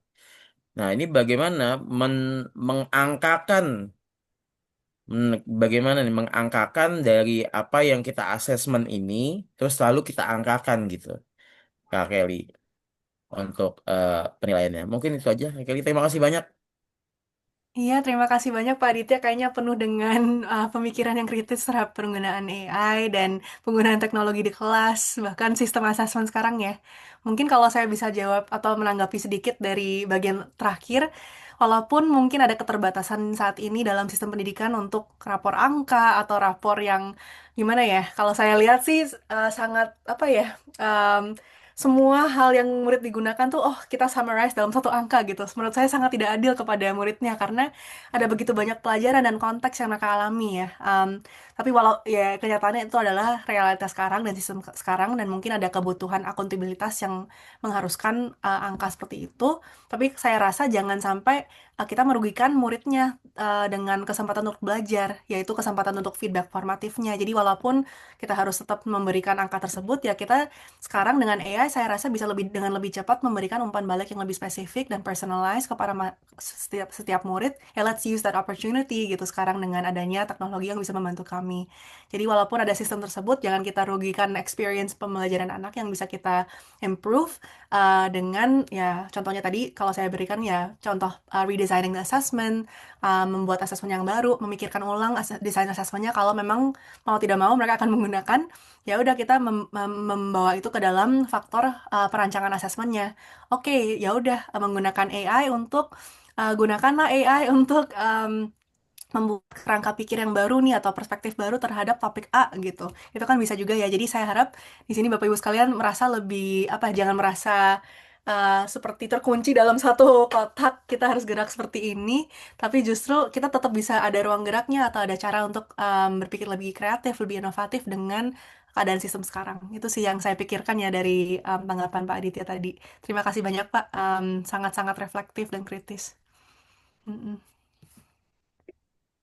Barusan Bu Silakan. Sarmina ya? Ya, Bu Heeh. Sarmina silakan. Suara saya Pak sudah terdengar, Kak? Jelas, Ya, jelas. jelas Bu. Terima kasih Kak Rizky dan Kak Anet. Materi yang menarik sekali, Kak Kelly. Hai Kak Eliezer. Saya ngikutinnya terbengong-bengong. Maksudnya itu eh, bagaimanapun AI itu kan sekarang masih penuh dengan pertentangan. Ada yang mendukung dan ada yang berusaha untuk tidak. Bahkan ada yang mengatakan ini mematikan berpikir kritis gitu. Nah, saya coba-coba gitu ya. Dari pengalaman, saya guru non formal, ngajar fisika, dan saya benar-benar sangat terbantu dengan adanya AI karena tadinya soal yang begitu berulang-ulang dari mungkin dari abad berabad-abad kali ya. Udah lama gitu terus diulang-diulang, saya ingin ada pembaruan gitu. Jadi saya coba ada yang tanda kutip mengunci gitu ketika ini mau diubah gitu agar lebih kontekstual gitu dalam kehidupan anak-anak dengan berbantu AI. Ini baru coba-coba gitu dan itu saya melihat kok ya bisa gitu ya. Tapi kembali lagi ketika saya jujur mengatakan ini saya dibantu AI, ini menjadi apa ya tantangan tersendiri untuk menjelaskan dan saya tidak punya kompetensi untuk menjelaskan itu gitu. Artinya saya di sini haus untuk belajar. Dan menarik lagi tadi ada ujian adaptif gitu dan ini bisa diterapkan dan pernah saya coba kepada anak-anak. Saya tidak ingin ini pembelajar apa namanya secara diferensiasi ya. Saya tidak ingin satu anak ini disamakan dengan anak lain. Pertanyaan yang saya ajukan ke A si A, si B, eh, biarkan saja berbeda, tidak harus sama gitu. Saya ingin jawaban mereka itu menuntun sampai di mana pemahaman itu gitu. Nah, saya belum menemukan itu sebenarnya secara AI dan hari ini ternyata ada gitu kan. Nah, ini jadi menumpuk banget nih pertanyaannya. Adakah batch 2? Ini kan baru sesi 1 ingin belajar bagaimana menerapkan ini melalui AI. Dan yang ketiga itu yang menarik banget gitu, tanpa akses internet, hah? Boleh juga gitu karena hari ini banyak isu yang kita dengar dan beredar. Saya juga tidak tahu apakah ini hoax atau gimana gitu. Ketika listrik itu mati gitu kan, sudah nggak ada lagi aliran listrik, semua off gitu, nggak seolah-olah nggak belajar lagi gitu, karena terus terang ada ketergantungan memang ke internet yang notabene itu berawal dari listrik gitu ya. Nah, adanya tadi tanpa akses apa listrik gitu ya, nggak ada jaringan internet, tapi kita juga mesti menggunakan bisa menggunakan AI. Itu menarik banget. Ini bagaimana Kak? Apakah memang bisa dijelaskan hari ini? Maksudnya nggak haus jawaban instan, tapi ingin lebih dalam diulik-ulik. Apakah bisa dibuka sesi berikutnya atau memang hari ini bisa dikasih contoh gitu? Terima kasih Kak. Terima kasih banyak Bu Sarmina, saya lihat haus belajarnya ya dari Ibu dan senang banget ada sudah mulai apa ya eksperimentasi eksperimentasi juga sendiri dengan pertanyaannya. Saya rasa itu salah satu penggunaannya yang sangat baik Bu, yang untuk mengupdate soal ya. Mungkin kita udah punya bank soal yang digunakan bertahun-tahun, itu pas banget Bu, bisa kita eksperimen dikit dengan AI kalau kita mau update soalnya, kalau kita mau mengubah, kita mau membawa konteks murid-murid itu, mungkin mereka tidak tinggal di tempat yang ada kereta api, ya kita jangan pakai contoh yang ada kereta api. Nah, itu contoh satu, contoh kecil ya. Tapi saya berharap Bu Sarmina mungkin bisa tulis nih apa sih prom-prom yang digunakan untuk mengupdate soalnya. Mungkin itu bisa dibagi dan dites dengan saling masing-masing guru-guru di sini. Um, untuk sesi berikutnya itu saya serahkan ke Anet dan Ezer dan teman-teman Education Reformer. Mungkin sesi berikutnya bisa semacam workshop ya, biar kita bisa bersama coba beberapa topik yang kita lihat sangat diminati oleh Bapak Ibu guru. Itu saya sangat open ya kalau mau. Dan sekarang saya bersama beberapa teman-teman di Indonesia sedang melihat nih apa sih tool offline yang kita bisa bikin ya untuk Bapak Ibu guru semua yang bisa digunakan di dalam kelas. Jadi mungkin kalau tool tersebut udah lebih siap dan matang, saya bisa minta bantuan Bapak Ibu untuk melakukan sedikit testing ya di ruang kelas Bapak Ibu guru untuk melihat apakah sesuai dengan behavior murid atau apapun itu. Mungkin itu sedikit ya tanggapan saya untuk saat ini, Bu Sarmina. Terima kasih banyak Kak Kelly. Saya masih gado-gado di AI-nya. Saya ada AI, ada eh, Gemini, ada itu. Saya coba semua. Suka tuh kata gado-gado Bu. Mungkin itu kata-kata yang kita bisa pakai di Indonesia ya, bisa gado-gado. Kayak saya rasa setiap AI itu punya keunggulan yang berbeda ya. Kalau saya lihat Gemini itu cukup baik dalam strukturisasi outputnya dan secara pedagogy, maaf. Ini saya Ya, juga agak pedagogi. campur-campur gado-gado bahasa Inggris dan bahasa Indonesia. Tapi secara pedagogi um, Gemini cukup kuat ya Bu. Jadi misalnya tadi saya kasih contoh notebook LM itu juga sangat-sangat baik. Kalau saya lihat cloud misalnya keunggulannya tuh lebih di computing atau Ya, melakukan gitu tes kan. coding ya atau coding gitu. Itu saya Coding. lihat keunggulannya lebih di situ. Kalau ChatGPT lebih dalam menulis dan lebih kayak generalist ya toolnya. Kalau Gemini terutama di fitur deep research-nya tuh bisa apa ya mengambil dari banyak naskah akademik dan Hmm. seterusnya. Jadi bisa dipikirkan juga nih setiap tool tuh punya superpower sendiri nih. Kita mau milih yang mana untuk kebutuhan kita masing-masing gitu. Kalau saya lihat misalnya ChatGPT cukup baik dalam memanusiakan bahasa misalnya. Kalau untuk penggunaan misalnya nulis rapor gitu, mungkin dia bahasanya tuh lebih natural ya seperti kayak beneran orang yang nulis gitu. Sedangkan Gemini lebih struktur dan lebih apa ya untuk pendekatan saintifik gitu ya. Kayak saya lihat Ya, ada betul. perbedaan sedikit lah di situ. Ya. Betul Kak, saya ini apa itu tadi digado-gado gitu, chat GPT ini mana yang kalau ini cocok buat saya pakai ini, saya kombinasi dengan ini, bahkan saya tanyakan lagi dari chat GPT ke Gemini gitu-gitu deh. Makanya tadi saya katakan saya nggak punya kompetensi untuk menjelaskan bahwa ini saya jelaskan begini bisa begini loh gitu. Pokoknya saya gunain gitu. Tapi eh, kalau misalnya ada tadi semacam workshop gitu kan, itu membuat saya makin yakin gitu. Oh, ada dasarnya dari ahlinya yang bisa memberikan dasar kepada kita bagaimana penggunaannya sehingga lebih valid gitu loh. Bukan berarti kita mengandalkan seutuhnya kepada AI, tapi memperlakukan dia atau memberdayakan lah sebagai asisten, sebagai alat bantu gitu. Kalau Iya. ChatGPT untuk membuat cerita saya terus terang sering berteman dengan ChatGPT gitu. Saya panggil dia kawan gitu. Jadi mm, ada apa namanya kesesuaian lah. Bisa juga kita atur bahasanya seperti apa gitu dan itu memudahkan gitu. Nah, ini saya Hmm. juga di lab apa namanya lab virtual juga kan ada ya dibantu. Idenya dari Kak Astrid Tesalonika ada di sini gitu. Kok saya gado-gado deh. Makasih Kak Elis. Iya, terima kasih Bu. Dan mungkin satu lagi yang saya kepikiran dari tanggapan Bu Sarmina tadi, kalau saya pribadi ya saya tidak nggak suka banget nih dengan kata-kata saya expert atau saya tidak atau saya merasa di sini semua tuh expert Bapak Ibu sekalian tuh semua expert dalam dalam penggunaan apapun sesuai dengan konteks Bapak Ibu sekalian gitu ya.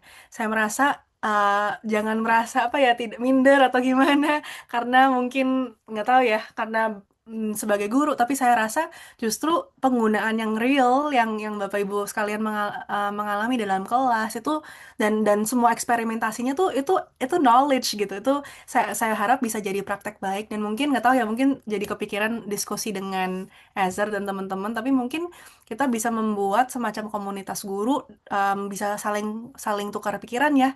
Gimana sih penggunaannya tuh seperti apa sekarang? Apa sih yang efektif? Karena expert di lapangan menurut saya adalah Bapak Ibu sekalian, bukan saya. Saya kebetulan ada waktu saja untuk baca banyak naskah akademik dan menulis buku, tapi itu tidak membuat saya seorang expert. Jadi harapannya Bapak Ibu sekalian juga merasa otonomi dan percaya diri dan confident sebagai expert di masing-masing ruang kelasnya. Begitu. Em, Silakan dilanjut, Anet. Oke, kita ada waktu sekitar 3 menitan lagi untuk pertanyaan terakhir. Thank you so much Kelly untuk menjawab pertanyaan yang tadi dan pertanyaan-pertanyaannya so far. Nah, sekarang kita karena cuma ada waktu 3 menit lagi, kita akan beri waktu untuk pertanyaan terakhir deh. Kalau memang ada pertanyaan, boleh raise hand lagi.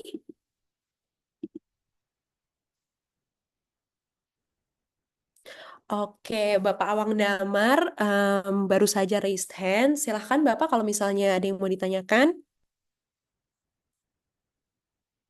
Oke, sudah terdengar suara saya, Kak? Yes, terdengar. Dengar Terima ya? kasih. Oke. Ya. Terima kasih, Kak Anet. Kak Kele, saya mau bertanya sedikit terkait dengan penggunaan AI itu, Kak. Seperti yang kita tahu ya, bahwa dahulu sebelum adanya buku, mungkin kita juga berpendapat apakah buku itu membuat keterampilan berpikir kita itu menjadi menurun. Kemudian datang lagi apa namanya handphone, search engine, itu kan menurut saya ya, apalagi AI itu adalah kelebihan-kelebihan yang bagaimana kalau kita menggunakan itu dengan baik, maka itu akan menjadi hal yang positif bagi kita. Dan setiap zaman pasti ada perkembangan-perkembangan yang harus kita ikuti. Salah satunya AI. Pertanyaan saya adalah, tinggal bagaimana kita bisa menggunakan perkembangan zaman itu dengan baik untuk ke peserta didik. Kalau ibu-ibu, bapak ibu guru paham bagaimana membuat asesmen adaptif, jadi tadi sudah apa namanya menjelaskan membuat kreativitas peserta didik itu bisa tinggi. Salah satunya kalau ada dalam pembelajaran ada project based learning ataupun juga problem based learning. Nah, pertanyaan saya kayak gini singkat saja, apakah kebijakan AI ini sudah atau sangat tepat pemerintah menggunakan peraturan atau kebijakan AI ini di Indonesia? Begitu Kak Gens. Iya, terima kasih banyak Pak Awang Damar. Kalau di level nasional yang saya lihat sekarang sih tanggapannya pemerintah dalam pembuatan kurikulum yang opsional ya. Jadi ada semacam kurikulum nasional opsional terkait coding dan AI. Saya rasa itu salah satu langkah yang tepat. Selain itu, saya rasa ada banyak PR kita dalam meningkatkan literasi AI dari peserta didik ya. Itu saya lihat hal yang langsung bisa dilakukan oleh Bapak Ibu sekalian di sini, yaitu mengajar murid-murid kita bagaimana menggunakan AI dengan bijak gitu. Karena saya rasa ada banyak banget yang akan mempertanyakan ngapain saya harus sekolah duduk di sini dengerin ibu guru atau bapak guru menjelaskan satu persatu gitu ya. Saya rasa itu adalah salah satu tantangan terbesar untuk kita bisa menjelaskan sekolah tuh akan berubah nih dan cara kita sekolah, cara kita berdiskusi, berpikir itu akan berubah dengan adanya AI. Tapi berubahnya gimana dan apa itu tugas kita atau peran kita dengan adanya perubahan tersebut. Saya rasa itu satu hal yang hari Senin ketika Bapak Ibu sekalian kembali ke ruang kelas bisa mulai dari situ gitu ya.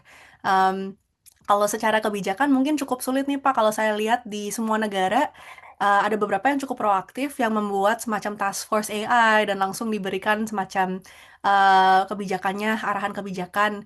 Indonesia kalau saya lihat kadang itu cukup sulit ya karena begitu besar negaranya dan begitu kompleks dengan keadaan di masing-masing provinsi, di masing-masing tingkat, sehingga saya rasa kita mulainya dari bottom up, justru ada kesempatan untuk mulai dari bottom up. Kita kumpulkan, kita nggak usah nunggu arahan pemerintah atau arahan Dikbud. Saya rasa justru kita mungkin kalau bisa terorganize, bisa kita lihat nih apa sih concern-concern kita di ruang kelas, dan itu yang kita bisa advocate dalam tingkat nasional. Dan saya rasa ini education reformer salah satu ruang yang tepat ya untuk melakukan hal seperti itu, untuk menjembatani concern-concern atau pertanyaan dari guru-guru yang ada di lapangan dengan pembuat kebijakan yang di level atas gitu ya. So mungkin itu salah satu PR kita juga ya, Bapak Ibu sekalian, untuk menstruktur pemikirannya, keresahannya, kekhawatirannya dan meminta arahan tersebut dan meminta dukungan dari level kebijakan. Seperti itu sih kalau saya lihat ya Pak Awang Damar, semoga membantu. Oke, thank you so much Kelly atas jawabannya dan Pak Awang Damar atas pertanyaannya. Nah, aku tahu memang mungkin masih banyak banget yang ingin dipelajarin, tapi kita sudah masuk sesi akhir acara. Dan sebelum kita mengakhiri acara, kita boleh foto yuk em, untuk dokumentasi. Nah, yang sedang mematikan kameranya boleh dinyalain. Kalau memang masih mau sisiran dulu, silahkan. Nanti akan diarahkan dari tim kita untuk apa untuk di screenshot. Oke. Aku tunggu ya sampai semuanya on screen.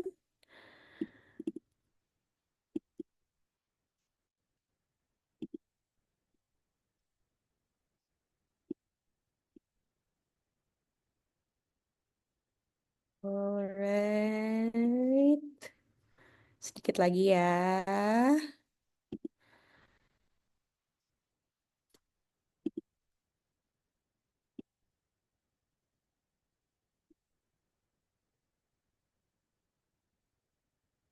Oke, kalau kameranya sedang error nggak apa-apa, kita bisa mulai deh. Dalam hitungan ketiga, nanti akan didokumentasikan langsung sama Rizky dan tim IAIR ya. Ya, Oke. dan ini ada 4 slide ya, Anet. Jadi kita akan foto satu-satu. Jadi gayanya Oke. ditahan lama ya, Bapak Ibu, karena ada 4 slide untuk ditangkap. Oke. Tangkapan layarnya 4. Oke, Oke, dimulai boleh ya. dibantu Anet untuk hitungan ya. Oke, Slide pertama. 1, 2, 3, smile semuanya. Baik, track sekali lagi untuk slide pertama. Tahan Oke, dulu, Bapak Ibu. ya. Oke, kita ke slide kedua. Silakan, Oke, Anet. 1, 2, 3, smile. Cheese. Oke, Oke. untuk slide ketiga dan keempat sudah tidak on cam. Paling aku bisa langsung screenshot aja. Jadi kalau Anet mau lanjut, boleh. Oke, thank you so much foto bersamanya. Nah, Bapak Ibu, nggak kerasa ya, kita semua sudah berada di akhir acara ini. Terima kasih banyak Kelly atas insight-insightnya dan presentasinya hari ini. Semuanya senang banget udah bisa denger dari Kelly dan belajar banyak banget.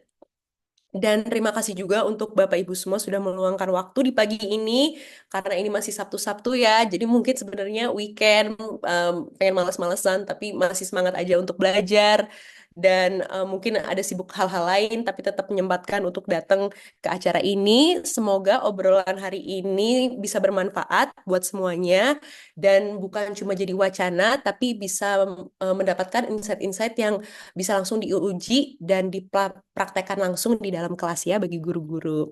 Nah, kalau ada momen atau wawasan-wawasan yang menarik yang telah dipelajari dari event ini, bisa banget ya di-share di media sosial dan tag account Education Reform.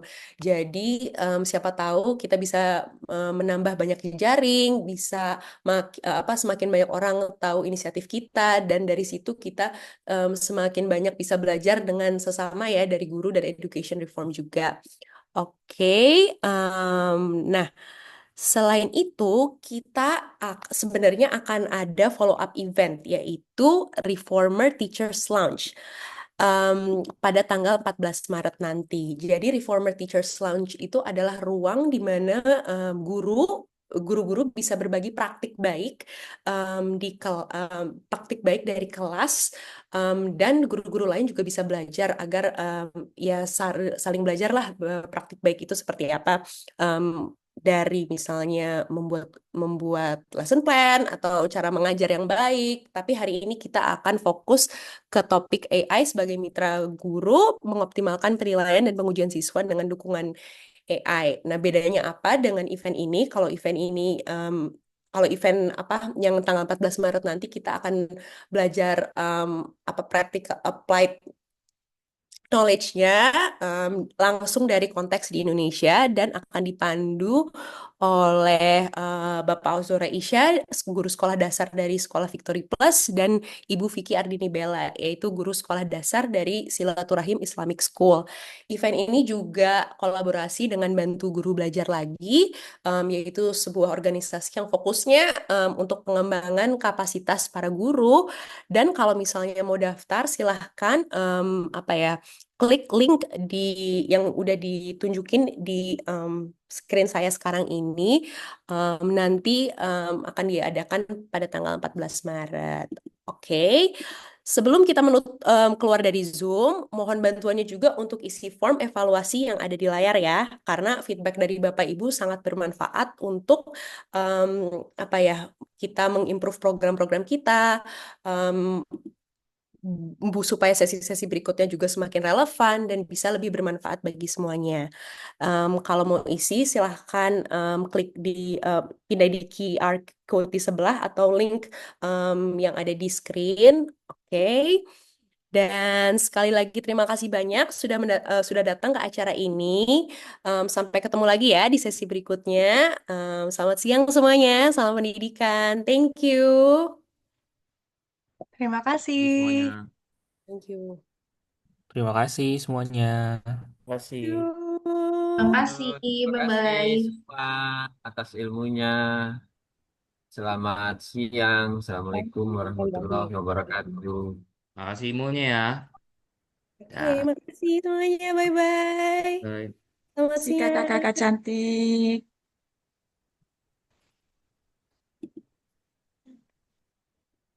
Bye-bye. Terima kasih. Mohon izin live ya, Kak. Iya, silakan. Thank you so much sudah Sampai datang jumpa. semuanya.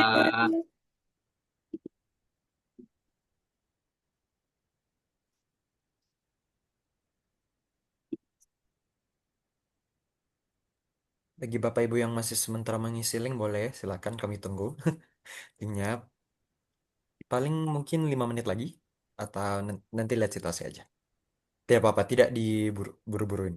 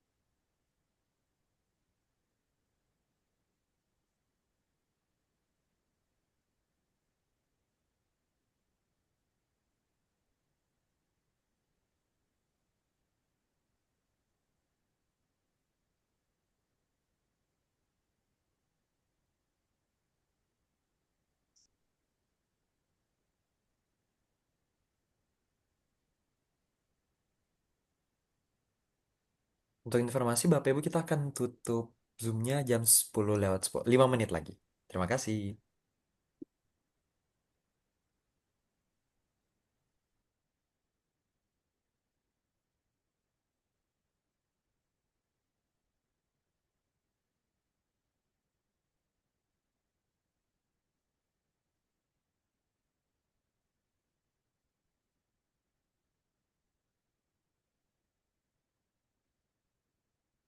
Izin Bapak, saya sudah mengisi link daftar hadir. Boleh izin ya Pak?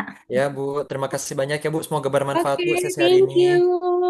Terima Kalau ada kasih. apa-apa Bu, tidak usah ragu-ragu kontak Ayah Iyar, Education Reform kalau ada apa-apa Bu. Oke, Ya, makasih ditunggu ya ilmunya. sesi berikutnya Bu. Boleh hadir juga. Oh, sangat senang. Saya Ya, menanti. tadi tuh sesi khusus guru Bu. Bu. Jadi siapa tahu Ibu nanti mau join juga silakan. Boleh.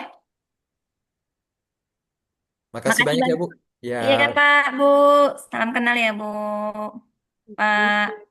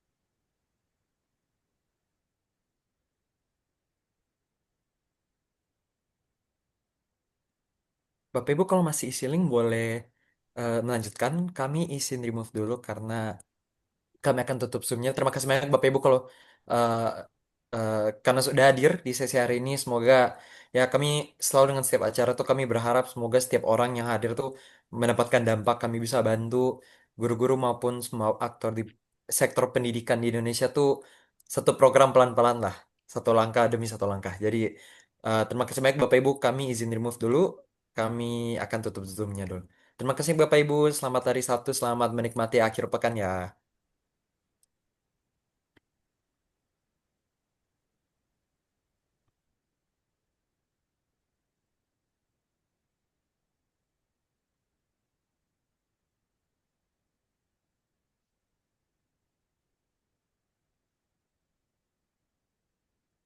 Thank you semuanya.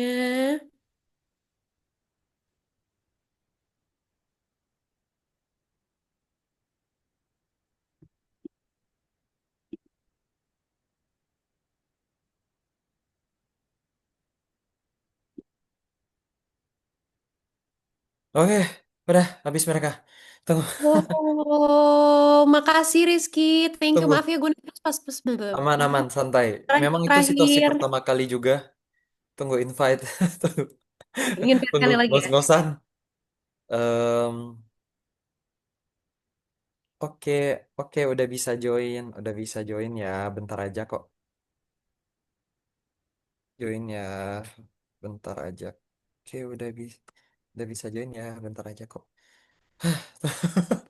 Ya Aduh, kalau tunggu sih udah ngos-ngosan. 20 Ah, nanti responsive. lah ya, biarkan Ezra menjelaskan. Tapi intinya Ezra ada Ya, kebutuhan nggak apa-apa. Santai, urusan santai, santai. mendadak dan gue langsung oke, nanti sertifikatnya kita kirim ke Kelly aja di lewat grup-grup aman lah itu. Biar Oke. hidup kita nggak ribet. By the way, ada gua ada something yang pengen I have something that I Tunggu, want tunggu, tunggu. Ini kita belum selesai lihat kali recording. dulu Kita ya. tunggu Kelly. Sama tunggu ini belum selesai recording. Tunggu, recordingnya masih di Ether. Nantilah. Kategori Nah, kali usia. ini Kelly join.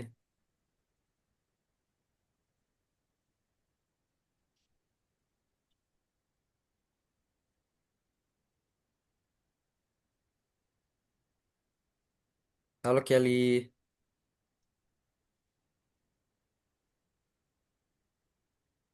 Lagi siap-siap. Kita tunggu saja. Ya, halo Kelly, how was it? Gimana Hi, gimana? that was good. Sorry, I realized my Indonesian is so bad. Ya, bagus banget kok. Lebih bagus daripada aku. Aman kok, bagus bagus. Yeah. Bagus, bagus, bagus, No, bagus. no, no. I was like, aduh, gue lupa juga cara bilang global south tuh gimana ya. Gak apa-apa Kak. Negara berkembang nggak sih biasanya? Ya, I'm also an IR person. Gue tuh kayak ngejelasin, hah, global south tuh apa ya gitu. Iya, iya, iya.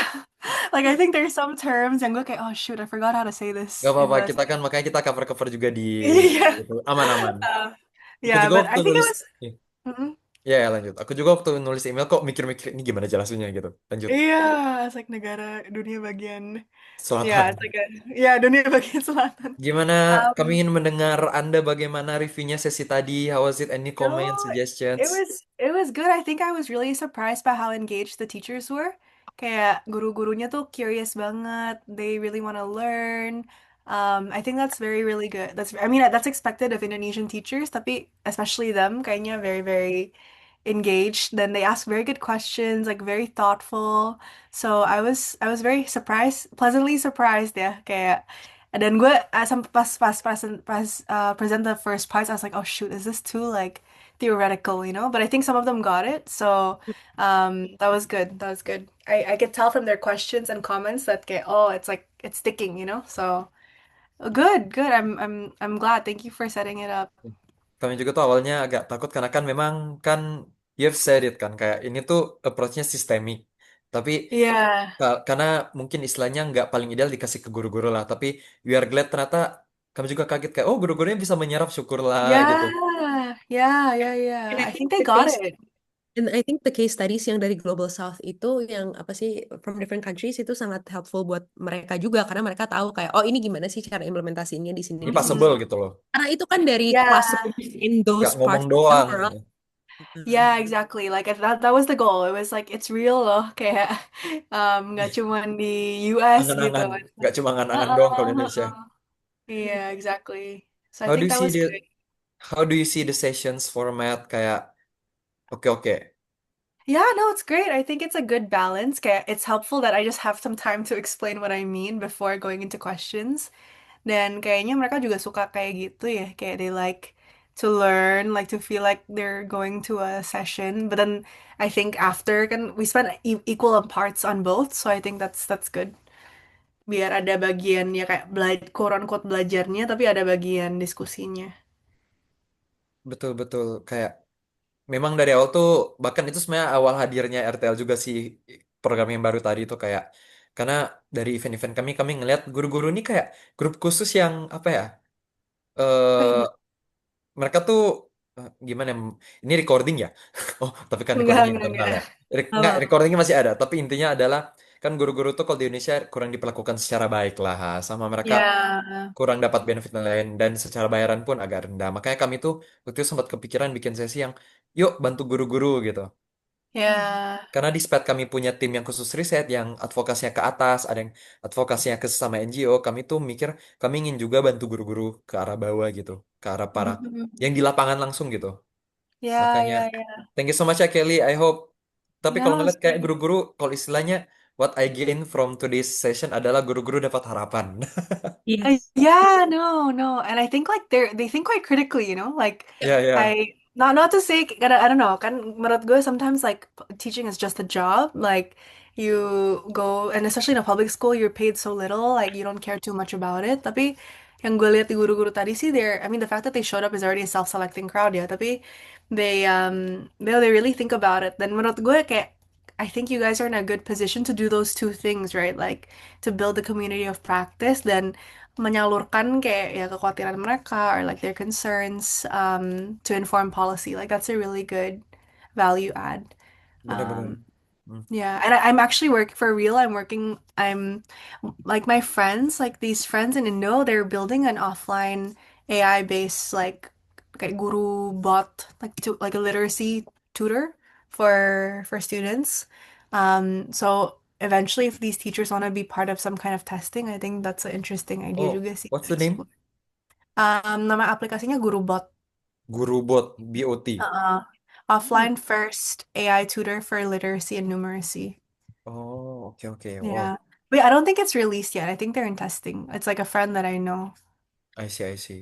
Siapa tahu kan Mm. bisa kita, kan nanti kita berencana buka buat jaringan guru juga, atau apa bisa kita sebar lah if there's anything Yeah, recommended juga exactly, kan. exactly. So, dan pas gue liat, I was quite intrigued because I think ujian adaptif sama the reading assessment it like stuck in their heads. Kayak beberapa yang angkat itu lagi, dan they've never seen it before. So, I think even showing like what tools are available to teachers is Ya good. Or itu like the workshop format yang Ya. tadi yang soal like what prompts or like what are the use cases. I think that's another good next step juga.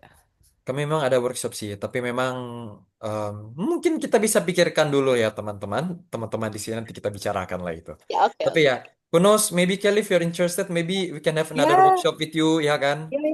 yeah. Let me know, let me know. I'm happy to help. Biar Oke tetap ada oke. connection to Indonesia. Gue harus latih nih my Indonesian. Ya tujuan Um, kita, oh Indonesian ya ya. no, but I mean I love working with teachers, and I'm very hopeful with these teachers that we're on the right track. Kami juga kan pengen, yuk kita dapetin guru sampai pelosok-pelosok kalau perlu, kalau bisa Yeah, gitu. yeah. Karena I mereka think kan yang yeah. paling lack akses, kasihan gitu. Mm-mm. Nah, Yeah. No, you're on the right track. hmm, I think Nice. ya I hope Ini gue. everything's fine, everything's great ya. Memang dari kami pun we had a great experience. I hope you had one as well. Semoga Yeah, ya I hope this is what you're looking for. Kayak gue nggak tahu ini arah No, diskusinya dan exactly. santai-santai okay, deh. okay.